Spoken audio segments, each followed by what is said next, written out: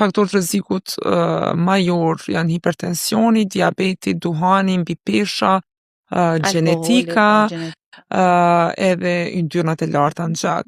Ndërsa zakonet që ne, 3 zakonet, nëse duhet i përmbledhim, janë ato zakonet që thjesht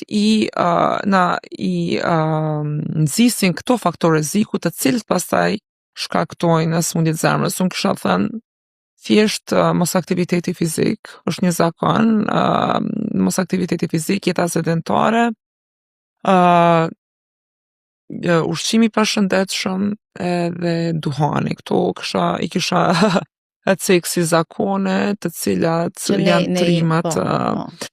Sa i përket ushqimeve të pashëndetshme, është mirë të ndalim se cilat janë ato ushqimet me yndyrna të dëmshme, yndyrnat me bazë shtazore, të procesuara me shumë krip, pijet me sheqer,